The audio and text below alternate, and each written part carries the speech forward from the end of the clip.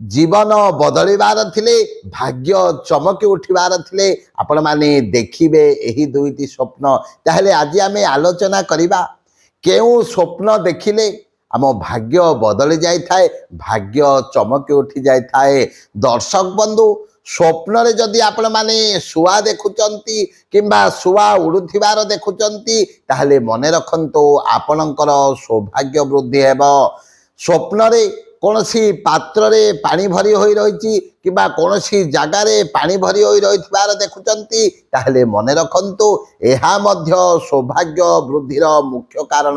सौभाग्य वृद्धि हेबार आपनको संकेत मिलुची। तृतीयतः स्वप्न रे जदि कौनसी पाचिला फल को देखुचंती किंबा आंब को देखुचंती ताहले एहा मध्य अत्यंत शुभंकर अटे।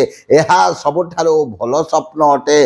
स्वप्न रे जदि बंशी स्वर्ण को शुणुचंती किंबा भगवान राधा कृष्ण को देखुचंती ताहले सबुठारो भलो स्वप्न। मने रखंतु आपणकर भाग्य चमक उठिबार संकेत आपनको मिलुची। स्वप्न रे जदि आपण पेचा को देखुचंती ताहले मने रखंतु माँ लक्ष्मींकर कृपा आपणक ऊपर रहिची। आपणक जीवनरो आर्थिक संकट दूर हेबार संकेत आपनको मिलुची। स्वप्न रे जदि आपण गरुड़ को देखुचंती ताहले यह भी सबुठारो शुभ संकेत अटे। स्वप्न रे जदि आपण पहाड़र स्वप्न देखुचंती किंबा पहाड़ चढ़ुथिबार स्वप्न देखुचंती यह मध्य सबुठारो शुभ स्वप्न अटे। आपण सोईथिबा समय रे स्वप्न रे जदि गंडगोल हेउथिबार देखुचंती किंबा बाड़िया पिटिया हेबार स्वप्न देखुचंती यह मध्य सबुठारो शुभ संकेत।